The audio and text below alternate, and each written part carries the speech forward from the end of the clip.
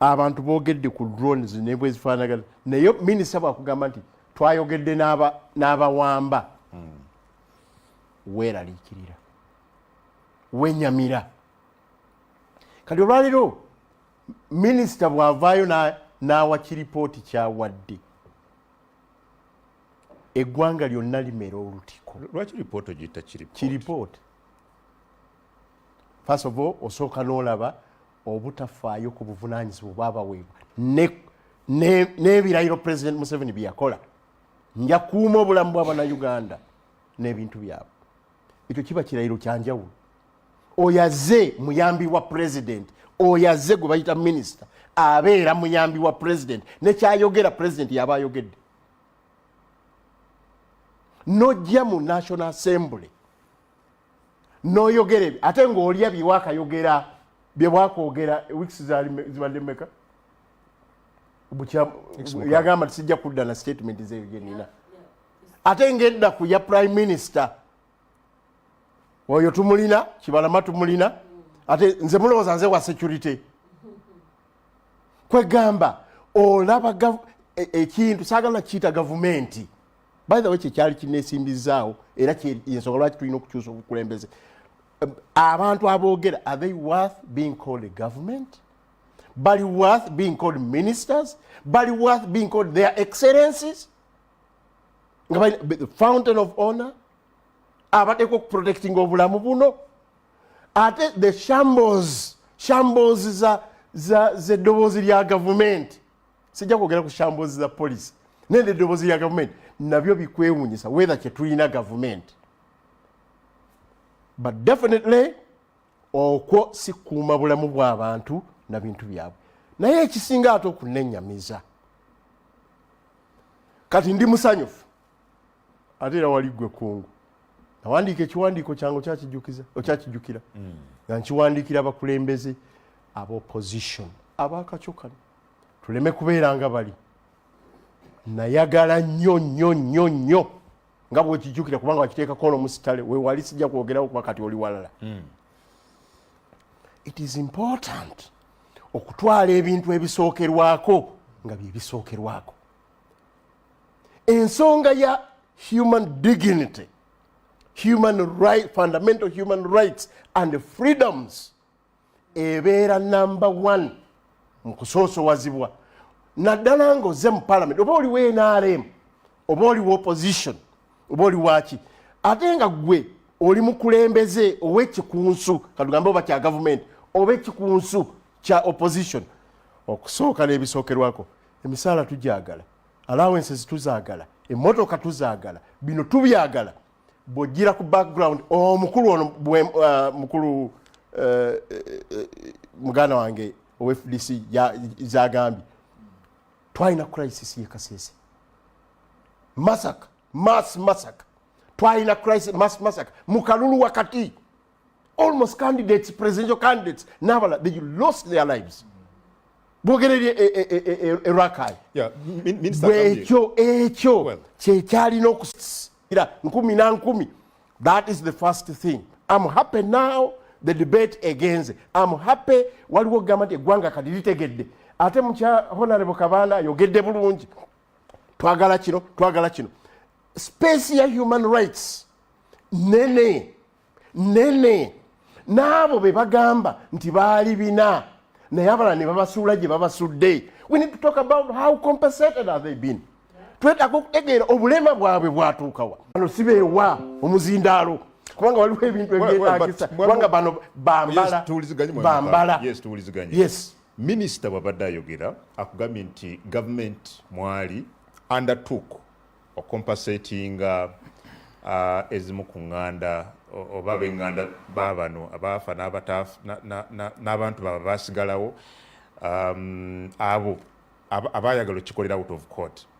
It undertook that. But also n'atugamba nti n'abo abakyali mu kooti yagadde okyogerako bwe baba compensatinga ba compensating abameka era baba compensating ki ebyo si bikulu nnyo okuva mu report eyo era akomyawo era anti nedda anti gobadde okiraganga bakolako ku bantu aboogerwako bameka be ba compensating era baba compensating ki era kirala agambe we are in the process.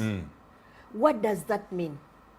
When he says we are in the process of compensating those that chose not to go to court, okay, what does that mean? Chovola banga report ona chise chi reporter kwega okujjako okuteekawo kutimba ebbula musirikireko.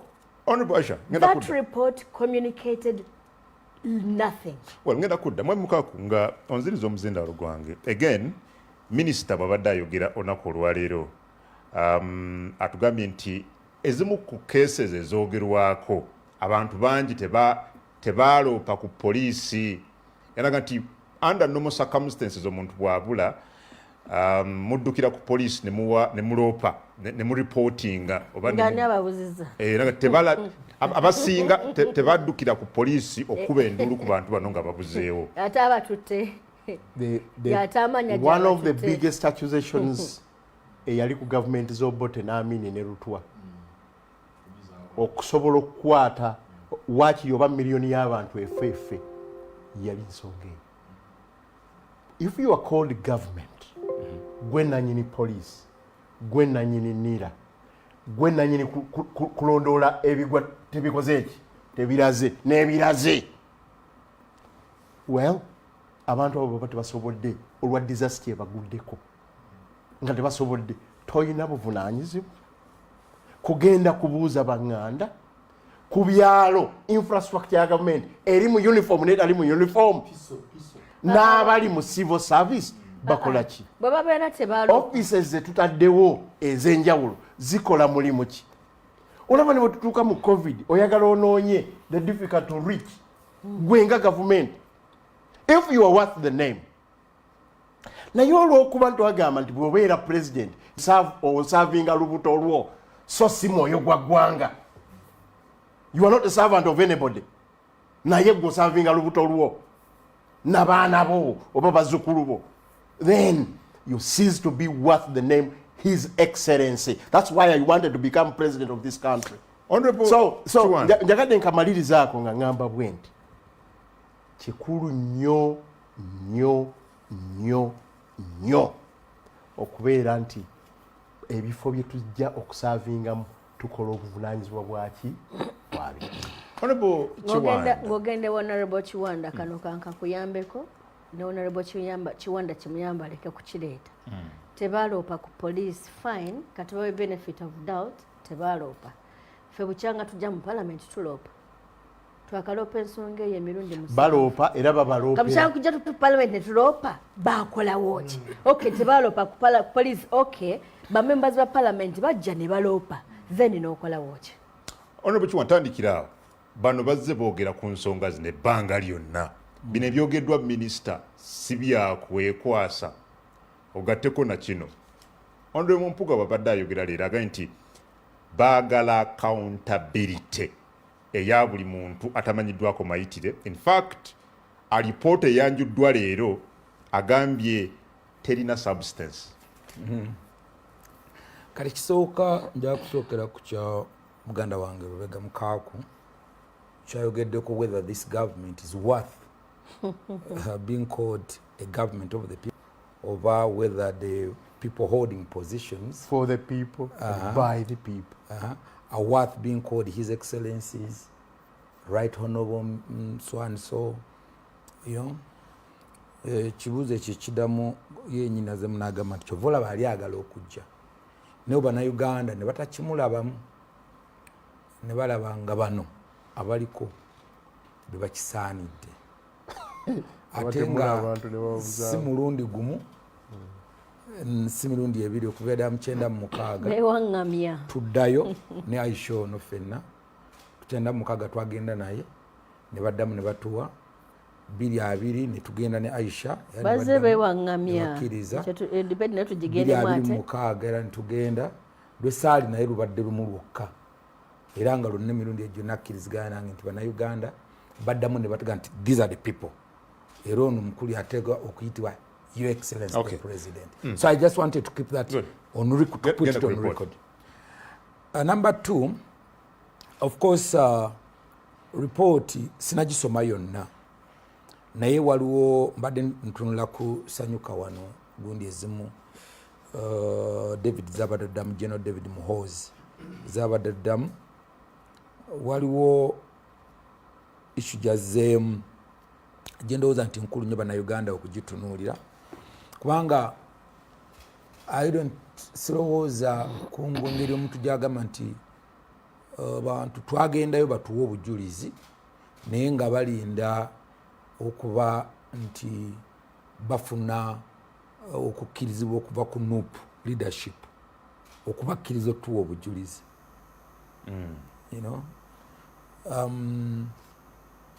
I don't think nti government netuse ku level eyo, kubanga nti ne bwe tubeera nga tuli in a very difficult situation mu byalo byaffe eyo, wadde tuli mu bulwadde tuli ki, naye akalulu kaggwa, people still run to police, bagenda ku magye. Trust abantu gye bakyalina mu gavumenti eno etuuka eva ku politics bwebeera nga it's about reason, ne bajja ne bagamba no fe newankubadde nze siri wa kibiina gundi, kyova olaba nti programu zonna zetutambuza mu byalo they all benefit. Nabadde Butambala I had over 15,000 people abazze ku rale naye nga bonna si ba NRM, but they want to listen to government. Trust. Yeah. Yes, they have trust. Bazze omuntu azze ayagala kutegeera all the sub counties lwaki amasanze teganatuuka waffe, gamba honobo nankabirwa ddamu lwaki wantu tekinatuuka bwe kiti. Okay. Not necessarily nti omuntu oyo wa national resistance movement, but they have trust in this government. So nze ndowooza nti bwetuuka ku level egamba nti omuntu teyazze ng'alinda leadership ya NUP emukkirize alyoka ajja atuwa obujulizi, kiraga trust ekyo. Nati kyeŋŋamba ekyo nti nkugamba nti that is a mistrust which I don't believe into. Nti abantu batuuka ku level batuuka ku level egamba nti sijja kugenda olw'ensonga nti njagala mwami muka kuba mukyala Aisha anzikirize, because olwo ne wabanga baddewo ekintu nga omuntu omukwano nnyo gwa Aisha either akola naye oba mwami baki bwabawo ekimutuuseeko teyeetaaga sanction ya Aisha Kabanda kumugamba nti mutabani wange genda ku police, no, because akimanyi this is a government, bwabawo ekibaddewo kyonna asobola okitwala. So Kiwanda nga bwogenda mu maaso bw'owuliriza Honorable Aisha Kabanda akulaga nti alipoota eweereddwa leero eri eggwanga weeyanjuddwa eri eggwanga tezzeemu bibuuzo ebisinga obungi esigadde eri awo ng'eri mu bbanga, bino bye mwasuubiza okukolera bannansi ntemusobola ku accountingira bantu babuze. In fact Honorable Mpuuga atugambye nti kyewuunyisa mu myaka 4 government emaze mu buyinza emyaka egigenda okuwera 4 tesobola kunoonyereza ku bantu 18 n'ebibakwatako nawawe bali mu kaseera ki. Kakati mwami Adamu ku nsonga eno including David himself oba n'omuntu omulala including the president, tewaliiwo muntu n'omu awagira kubuzibwawo kw'abantu. Teri akiwagira. The president is on record. His Excellency the President Yoweri Kaguta Museveni n'akugamba nti bwebanga waliwo eggwanga lisobola ku presiding over eggwanga lisobola okubulwa omuntu litasobola kunnyonnyola. He's on record. Ujimanyi bulungi that statement. And he has never changed. He has never changed that position. Kakati ekiriwo mu kino kiri nti bwogenda mu kalulu, actually nze mu parliament yasooka okuleta report ya violence kubanga ojjukira akalulu ka 2001 twalina a lot of violence. Then tuvayo ne report njukira ku biseera by'Ekitiibwa Augustine Nshimi was the yali chairperson wa Legal and Parliamentary Affairs Committee. Netuvayo ne committee, netuvayo ne report na mutayiika eyali eyogera ku kulinyirwako eddembe ly'obuntu nga tuli mu kalulu. Nze ndowooza mu kiseera kino mwami Kungu tulina okuyingira ku level beyond punitive, just okutunuulira nti lwaki gundi yabuze, lwaki gundi mu compensate nga ndabe wano compensation biki. Tulina okutuuka ku level okulowooza nti lwaki olowooza omwana w'emyaka 18 yakutte ekiyinja n'akiteeka mu luguudo, lwaki yakubye emmotoka amayinja lwaki yayokyeza ekipiira lwaki yagenze wamwe mukaaku n'akoona gate nga kugamba okunoonyeza kuno kutuuke ne ku level eya cause kuba kati mu kiseera kino nze ne report ndaba etreatinga symptoms because cause ya kino okutuuka ku level ey'omwana okwata because government sindalu okuva ovaeno ganti katuyole buyozi otherwise singa bwekyo bwekiri tuyola buyozi bayola buyozi b'opposition singa olwayo bano bonna bagwira dda munda Mukaku has never supported us back Aisha but Mukaku abadde leading all his campaigns yo n'abeerawo lwaki golowooza nti bamemba bonna ab'opposition including Dr. Ken Ruchamzi abantu bonna betubadde mu parliament for all this long omwami Nobert Mao until when he joined us yesterday but he's been the opposition lwaki golowooza nti drone temutwala lwaki olowooza nti akyasobola okukola nze kinja okugamba mu kino the point is amala okumalayo kino wamikungu baliwa abantu bonna nti ne bw'oyogera ku kya compensation a second baliwa because bote bagamba nti tokwata muntu bw'abazizza omusango naye bw'omukwata omuteekawa bw'omukwata kikyozzaako ba Aisha bakugamba bannayuganda 18 baliwa gavumenti yo okusinza ku Aisha eremereddwa okulaga abantu 18 we bali. I wish you allowed me to deliver my point. Please do.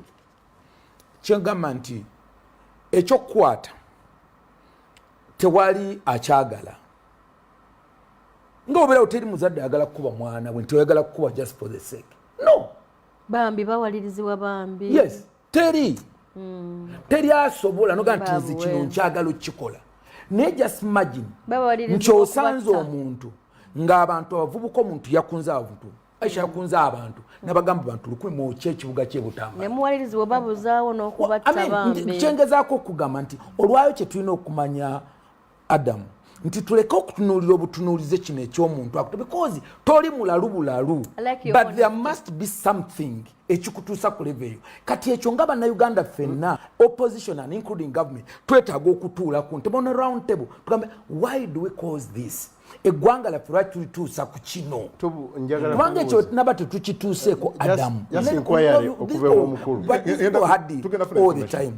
yes nze ndowooza nti bwe tunaba tetunatuuka ku ekyo waliwo ekikusike ekibeera emabega wa kino kyonna kyovala nti Aisha baleeta lipooti n'agamba ekyo kiripooti kuba naye akimanya ekiri munda era ekimuyisa nti kino kiripooti ekituufu akimanyi okuwamba kuli justifiable nze njagala nobody teri muntu akiwagira ekyo nange sikiwagira naye lwaki ako kaba tumuliraako nze kyengeza okugamba teri anyagala kubuzaawo bantu naye lwaki bababuzaawo gavumenti tekiwagira gavumenti tekiwagira kubanga olwaliro bw'olaba statement mwami Lubega gyayogeddeko n'agamba nti gavumenti yagaya n'agamba nti olwo minisita omu yagamba nti tugenda kwogera kwabo abakwata abawamba statement eyo tejja ine negative way tejja ine negative way kungu statement eyo ejja ng'ekulaga nti abantu bano waliwo ekitwetaagisa ffenna ng'eggwanga there is need for a round table talk kubanga obululu buno bwonna bwe tugenzemu omwami Kungu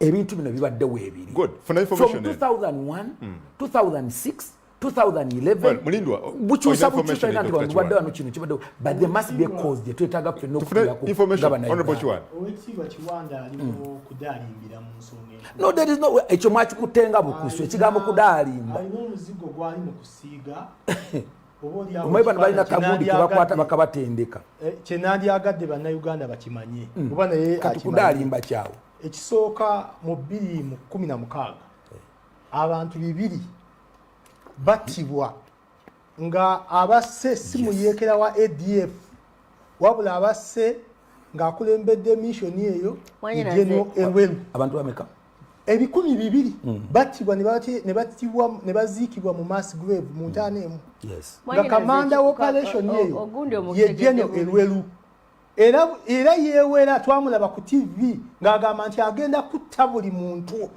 anaakola effujjo anagezaako okubeera nti awakanya okukwatibwa era bw'amala okukola effujjo eryo twalaba nga aweebwa promotion n'afuuka Jeno Mulamba olwaliwo omubaka mu parliament mulindwa yagwa mulindwa nsonyiwa ow'ekitiibwa Kiwanda Omutegedde Bobi Kiwanda agamba actually akkiriza tubikola naga ne tewali ayagala bikola tewali ayagala kubuzaawo bantu tutuule ku round table twebuuza babuzaawo abantu lwaki bababuzaawo tewali ayagala kubatta tutuule ku round table twebuuze tewali lwaki babatta musajja wattu akkiriza nti babikola so tumuwa information nti babatta abamanyi nti babatta naye agamba naye bano bendi nabo ababatta lwaki babatta si kyekyo kiwanda kyogamba bano bendi nabo wano naye akyebuuza nga bwokyebuuza nze nsobola okukuwa ansa gye ndowooza nti yentuufu nga tonaddamu tufuna information endala wano mwami mukaako badde oyina naawe information bbiri esooka ebadde inquiry w'omukulu tufuna abantu emirundi mingi nga battiddwa omuntu yenna oba abantu bonna okubakwata kwabwe tumala kusooka kwebuuza ensonga ezabasisizza oba tugamba oba etteeka ligamba nti atta munne avunaanibwa si nsonga olina ensonga atta munne akola ki avunaanibwa ate naddala nga kiri extra judicial eyo eringa inquiry eri omukulu kubanga bwagamba tugende bugenzi ku causes ababaka abali mu parliament bakyabuuza abantu ababuzibwawo babuzibwawo lwaki bali luddaogamba tusooke tugende ku nsonga ekyo ensonga eyokubiri information President Museveni ng'alayira yagamba nti this is not a mere change of guards. This is a fundamental change. Nayongerako n'agamba no regime has the right to kill any citizen of Uganda. No regime has got the right to beat a citizen of Uganda. As for the killing, this is absolutely out. You soldiers or citizens, you kill a citizen, we will kill you. Any individual, any group, persons who threaten the security of our people should be smashed without mercy. Ebigambo ebyo n'ebirala ebyongerako byali bingi. Where is that President Museveni? Where is that man who swore? Where is that man who cannot rain on his minister, on his security officials, on everyone else who abducts? Now, he said they need to be smashed. Kati it's just very deceitful. Say the right thing at the right time. Yes. Kakati mbadde gamba nti nali nva ggulu oddamu bino bino benziramu nali nva ggulu ku 19th of November when that incident eruuka President Kyagulanyi gye yali ali President wa NUP incident eyo neeba. I want the whole country became almost on fire and natuuka eruweero I almost lost my life. Naye nga abaana bano bubabuuza olwaba bakunga oluvannyuma munamubuuza naddayo nga ati nagamba nze so and so olwayo na mubaka wa parliament weeruweeru yatuwa amayinja yatuwa bino nga wa mwana waali ayogera mamukaaku abaana bano waliwo ababakunga mukimanyi you had all your time. Just a quick question. No, but the question will come. We still have hours. No. Let me first conclude on this. No. Nze ndowooza. Yes. Omusujja gunnuma. Yes. Kyekinumisiza omusujja saasuze mu katimba kansiri. Next time tuseza magezi okuba nti nsula mu katimba kensiri okuwonya kino. Kubanga kino. Yes. Omusujja nsobola okujjanjaba leero but newankubadde kino kibanga kiwedde twagala era tewali nagamba nti no kiwanda atasobola nokuba ku TV nagamba nti okubuza abantu okutta abantu kirungi because ffe tukimanyi nti omuggo oguliwa ogukuba mujjawo bw'ogulaba gujjeewo.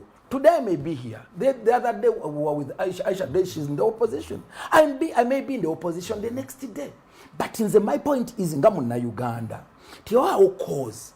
Why do you think nti bwe tugenda mu kalulu tulina kino kye tulina okujjamu?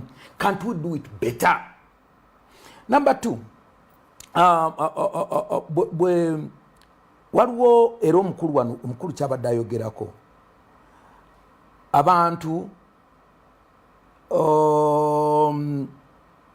okutwala ebintu gamba approach wabuzizza omukulu wa FDC of course mbadde ababaka ba opposition abamu ku floor ya parliament abalanga bali bweru nabano bennyini when we lost owekitiibwa Joyce Mpanga abaka wa parliament aba opposition bakoma mu parliament and they debated motion because that's also a motion and they went out nzicho ndowooza ekimu ku speaker kyanoonya ku kino kyendoowo ye nga speaker wa parliament ayagala okulidinga a united house naye ndowooza nti ekigambo ky'okufuluma ebweru wa parliament tekisobola kuba ddagala lya bino kuba ne bwe banaafuluma olwaleero ne ripooti ezze ne banaagiwa rejoinda ne bagaa nti tetubikkiriza still at the next in 1 week they will be in the house n'ebizibu bya bannayuganda bye tukyalina bikyali bingi era nze ndowooza obutali bumativu n'ekibaweereddwa mu parliament leero ensonga tezibadde addressed zisigadde zikyahanginga ziri awo. That's why we are members of parliament and these issues are going to be debated on the floor. I agree with them entirely. My point is going out of parliament okufuluma ebweru wa parliament okukunga abantu okukola ki shouldn't be the solution y'okumalayo ebizibu bino tesobola kuba ne boona okikola olwaleero bafulumye olwaleero era paka lye benyudde ne bakomawo eno lini kamala okumalayo kimu bw'olaba ekiriwo n'ebigambo ebyogera ku lipooti eno oyinza okulowooza nti baga nti bane tuweeweeyo ku kiripooti tuwone ebweru tukomewo kuba ne bana abakiganye era enkya bajja kudda. So nze ndowooza the best way to solve ebizibu byaffe nga bannayuganda parliament si Aisha kufuluma bweru wa parliament. Let's go and face it nekisembayo mu kino parliament tesobola kuba solution tugenda wali tugidebating ekyokufuluma ebweru tekina kyekigenda kukyusaako n'akatono okufuluma bwe kwate kukyusa kyekikyusa tekirina anti kugamba debate can change. Debate can change. Anti kati bwe mwafuluma eki kyemukyusiza era lipooti mwami David Muhoozi yaleeta luli noyo giyakoze kati enkya temugenda kukomawo. Nze ndowooza lindako Aisha mala okumala kino nze ndowooza Aisha ekimu ku kintu kye tulina okukola nga bannayuganda kubanga parliament is one arm of government. Why should be the weakness of another arm of government be penalized? Kati lwaki nze nga parliament eyalonda omubaka wange wa parliament Aisha Kabanda gwendowooza okubeera mu parliament to debate to pass budget bwabanga because that is your work. Kati olw'okuba executive tenakola gwayo should we use parliament to penalize another arm of government? The answer is no. Do your work. If executive has not done its work, it will be blamed on the executive. But do your work. So me, I support. But member of parliament, I'm about opposition, including people like Nandala Mafari. Nabalaba soboga no. Yes, bayinza okuba tebawagira kyakuwamba abantu, ne approach yabwe nga si yakufuluma bweru wa parliament. So tebalina kukakibwa kufuluma. Kyovola bana bano bagize ne bagamba bannayi. Leta yo kyonna tukomewo era tebajja kuddamu kufuluma ko bategedde it's not a solution to the problem. Ngasinda bakudda Honorable Aisha Kabanda abali kusanyuka TV njagala bazanyira akatambi kano osoke owulire ebiri wano tukomewo wano mpulire bano kye bagamba ku tuwulirize. The Uganda Police Force did conduct investigations into the matter of the alleged missing persons. The police, however, was confronted with a number of challenges and constraints which do compromise the integrity of the findings from the people given by the Honorable Lop as next of kin. The next of kin of the reported missing persons, first of all, didn't cooperate with the police investigators until the police team had to hold out as members of an NGO in order to interview these people. For example, Nabakoza Florence, the next of kin of Wangolo Dennis, alias Shafiq, declined to meet the investigators, stating that she had not got instructions from NUP to meet any person. Nanyonjo Oliver, the reported next of kin to Luwemba Mustafa, made further reference to one Musisi who became hostile when the team requested to meet him. Later, there emerged trending videos and audios from the Honorable leader of opposition that the police team wanted to meet this next of kin at night, which wasn't true. The next of kin preferred dealing with NGOs as opposed to the official investigative agency of government, the police, which makes the work to find the truth about the matter extremely difficult. People who are allegedly arrested with some of the reported missing persons also refuse to make statements. For example, Musa Sali, Kasasa Anim, Muwaire, and Sembajwe Hakim, who are allegedly arrested with Semudum Michael Jackson, declined to provide information to the police. Most of the alleged disappearances were never reported to the police. For example, the alleged disappearance of Damlira John, Chiria Peter, Wangolo Dennis, Cesars Isma, Mubiru Hassan, Baguma Joseph, alias Semuju Joseph, and Zimura Dennis, alias Boy, were all never reported to the police. Right Honorable Speaker and members, it is the law and official practice that for one to be declared a missing person's report must be filed. This can only be with the police, which wasn't done and which is still being resisted by the people approached. Hearsay testimony by the next of kin and witnesses. Most of the next of kin aren't eyewitnesses to the alleged disappearances. They were recounting to the investigators, CAM NGO, the stories as told by unidentified and unascertainable third parties and third sources. Just people. Investigations reveal that there exists no Semuju Joseph as listed in LOP's tabulated matrix serial number 10. The contacted next of kin insisted that the alleged Semuju Joseph is actually Baguma Joseph, serial number 17, whose alleged disappearance was never reported. Searches were carried out in different government data banks, to wit Interpol, Forensics, NIRA, City Mortuary, Kampala, and Immigration. The NIRA records information of 9 people out of the 18 wasn't available. The data profile lack thereof from the various agencies for the given names is contained in Annex F, and I will refer to each of the names later. Some cases where the leader of opposition attributed an alleged disappearance to security had been reported earlier by the relatives of these people as unwitnessed disappearances. And these include Kasumba George, Kisembo Godfrey, and Kibalama John Bosco.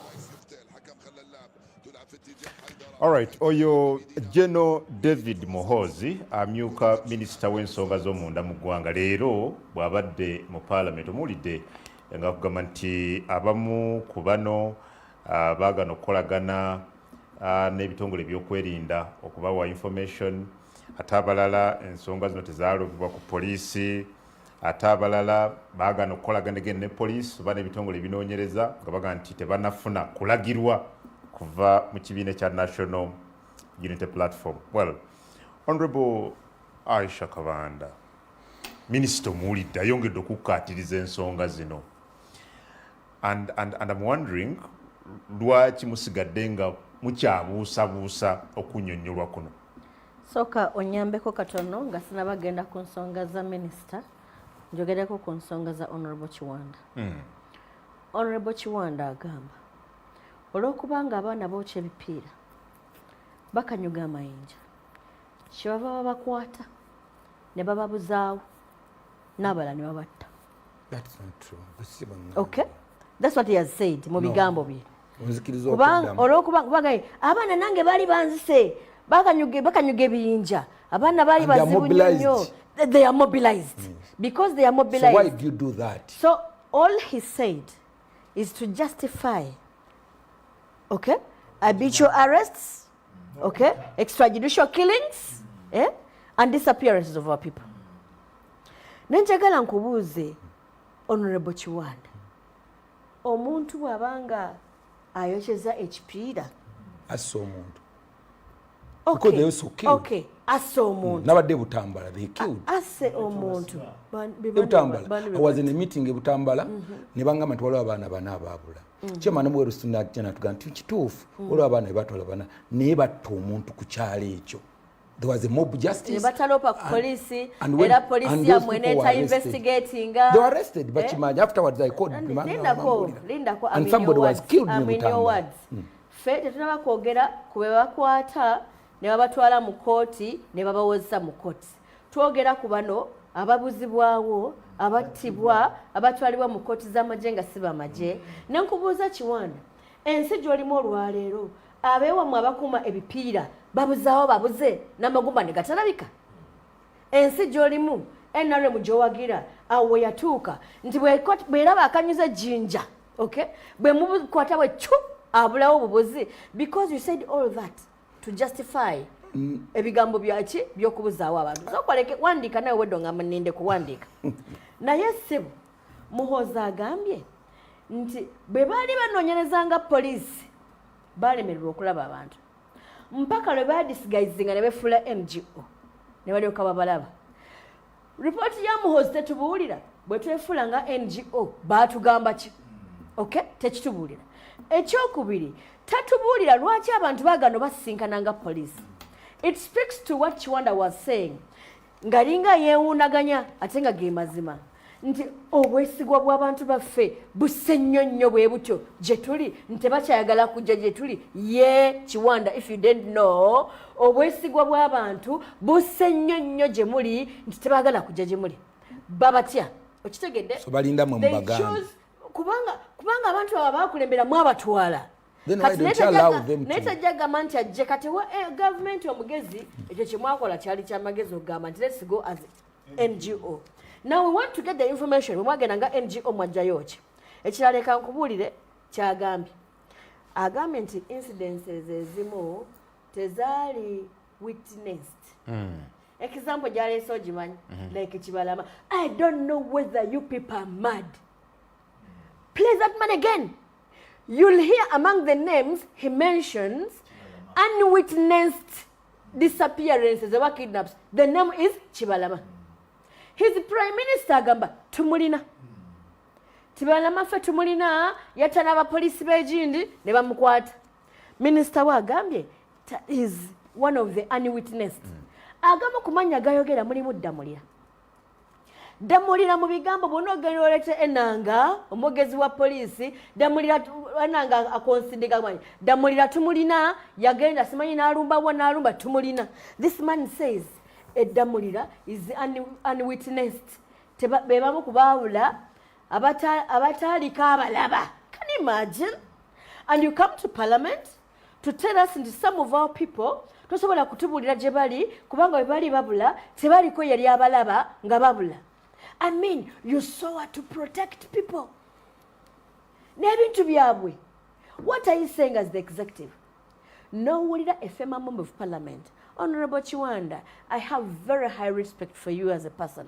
As a legislator, okitegera ng'omukulembeze. Tosobola kujja wano n'ogamba nti it is not the mandate of parliament to check executive. Nanga nti omanyi gana masiga gaawukana kakati parliament executive ene ekola ebintu byayo ebikole si parliament. But I mean, who checks the excesses of executive? The point was that you don't need to penalize yourself because the other arm of government has failed to do its role. No. So that you don't even do work. But I mean, because the other one has failed. What do you call penalizing? Yeah, because once you deny your time, no denying obuddebo, no gamba ne kufulo sijja kugendayo. That means parliament yenyini gyokosa kola emirimu, yet the executive etana kuwa report. Then why do you penalize parliament? Because the executive has not done its role. But you know, Honorable Chiwanda, these are different roles of government Honorable and Chiwanda, different arms. You know that parliament checks the excesses of executive. But not by... Listen, when the executive officer comes on the floor of parliament and says, I'll not give you a report, what do you want a member of parliament to do? Then you go to out. sit, continue sitting with that executive officer, a government report. Okay. The best thing you do is to find a way of getting this person to come and make a report. And what he did. So parliament, erimu buyinza bwayo, erimu mirimu gye bwegamba nti. So what's going to happen when you are not satisfied with this report? All avenues are provided for in parliament, by the way. Bagana buganye to respect but the walking rules. Out is not part of the rules. Listen at this parliament. Okay. Listen at this report. Momusajja agambye bwe twayita ba witnesses bamu batugamba oyo gwe babagambye nga Ssemujuwani si yeye yagundi. Come on, gwembanga njogera ku Kiwanda ono ojote nonga nti oyo gweyogerako si oyo gweyogerako ye gundi okitegeera. You know, it's a very confusing. Oba ntegeera kyengambe bwe tukuyita kungu jangu wano oyina muganda wo ye Kato eyabula okitegedde. Kato oyo yabula atya agomwogerako si ye Kato gomwogerako ye actually Zimbe. kachitegeeza we have two people. There is a Kato, there is a Zimbe. Tosobola ku denying existence of Kato who someone else talked about. Okay. Because they don't know where the name Semuju started from. Kati wabanga family yaba abantu bagamba nti gumwogerako ye gundi kitegeeza nti actually the minister he's on the floor of parliament ngakkiriza nti be mumanyi batono but twageza mu field twazuddeyo n'abalala katusobera report ya minister singe badde honest kutugamba nti the 2018 people you thought they're the only people missing. We actually discovered they're not 18, they're 25. Okay? Honorable Aisha, kanondo zake katambi kwa bado yogirako jagala kazanyi tuongero kalabo bulungi. Position attributed an alleged disappearance to security had been reported earlier by the relatives of these people as unwitnessed disappearances. And these include Kasumba George, Kisembo Godfrey, and Kibalama John Bosco. Kibalama John Bosco, unwitnessed. Yes. That is the statement from the Honorable Minister. Aisha Maliriza. Nsembyayo ku bigambo bya Honorable Chiwanda. Chiwanda tosobola kutuwa magezi azu dire tuyingira parliament. Dile tufuluma, dile twekalakasa, tasobola kutuwa magezi. Agamani taganina. Noba wena wagamba nti lwaki temwabaira ku flow of parliament ne mutesa. Eno parliament where sometimes people can say nay and the speaker says I have had aye. Ne musituka ne protestinga and the speaker instead of counting wagambye avenues weziri. When you protest the ruling of the speaker, you stand up. Instead of the speaker counting the number of people and the speaker says, I adjourn parliament. That's the parliament in which jetulimu. Parliament jetulimu, fetwasala ufaba NUP, netumanya nti. Okuguse ensonga tuziguse kiyinza okuba ekizibu. But we are going to do everything to expose these people. Okitegeera. Nti bwe baba bagamba nti they are democratic, they are not. Okitegeedde? Baba bagamba balumirirwa nnyo babalimba n'obusibasi babera bagamba nti Amini yali kijambia kubanga yatta abantu linda ko I can see one take away the microphone babera bagala nti Amini yali kijambia kubanga yatta abantu bwetubala abantu abagambibwa nti Amini yatta ndowoozo yinza obutamalayo mukono n'okwata n'omulala nebe tubala abafudde ku mulembe guno bangi bwaba Amini yali kijambia then bano tulina bakonya musaayi and they are so fast of this blood banji bagwagala naye akyebuuziza tinaye abatta abantu babatira ki okitegedde that's a big question and I want to give an answer before I leave the show babatira ki kubanga bannakigwanyizi baagala obuyinza they are glued on this chair and they are not ready to tolerate anyone alabika ng'entebe baginyenyanyenyamu kasitoba ng'entebe owulirwa nga bayinza oginyenyeza ebyaddala ddala gw'okubeerawo fazala oveewo bagende mu maaso mpomuzina lwange bali Honorable Aisha Kabanda mwami mulindwa Walid Lubega emu ku nsonga again ba Aisha gye babadde bapushinga emu ku musanvu ebadde yaku victimizinga abayisiraamu era nga nti gavumenti n'engeri gye tunuuliramu abasiraamu buli akaguddewo nti basiraamu but minisita abadde ayogera leero oli musajja muisiraamu minisita abadde ayogera tuwadde statistics agamba as of 30th September n'abala amakomera ga Uganda bokka be bayisiraamu abaliyo in fact abasingayo n'abakatuliki agamba ekyo si kituufu therefore nti gavumenti ekijjanya wamu n'okucunya abayisiraamu mu ggwanga bigambo ya minisita neyanziza nnyo ekisooka nga sinnaagenda ku ekyo nzikiriza just in 1 second mpunzike ne ripooti eno ku saidi emu ripooti eno etusomeddwa minisita General Muhoozi teyawukana na ripooti ya chairperson wa Human Rights Commission mukyala wa Ngadia Mariam gye yaleeta era nga naye eri awo edaalimba budaalimbi n'okudaala era kudaalimba kwali kudaala na kudaalimba kwennyinnyini kwegamba nga kusaagira busaagizi mu nsonga enkulu ennyo eziruma abantu era ffe nga FDC lipooti eyo tulowooza nti tebaddeemu kanigguusa era tulowooza nti twetaaga kinene era tujja kuba tukwatagana ne leader of opposition okulaba nti oba oli awo tufuna response ey'obuvunaanyizibwa ey'omuzinzi egenda okwanukula bannaffe. Nga nkrosinze ova ku nsonga gy'ontegeezezza, ensonga eno efaananako n'ekigambo tribalism. Mwami Museveni asinga okuvumirira tribalism kiri on record. Mu kumuvumirira yifuna beera, naye mu kumussa mu nkola mu bugenderevu ojja okwesanga nga amuvumirira, naye bw'atuuka okugaba abaani abatula ku boards ez'enjawulo mu bitongole. Lipooti eya Equal Opportunities Commission yafulumye ng'eraga nti ekitundu gyava mu Western Region Mwankole specifically be basinze okwata empanga mu kwegabira ebifo ebisava mu gavumenti. So bannayuganda abasigadde ne tusigala awo okubeera nga tukubira bukubizi ngalo bannaffe abava mu bitundu ebyo. Kakati ayogedde ku tribalism nti mbi n'agitadde mu nkola, ani asinga okubeera omubi?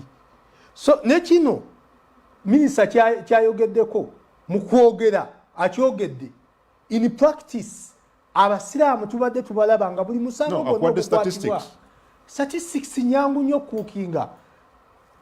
Okera bukeezi mu kitanda kyo n'otuula n'oga kati bano mbagabidde zino, bano mbagabidde maxi zino, bano mbagabidde zino, n'ojja n'osomera eggwanga.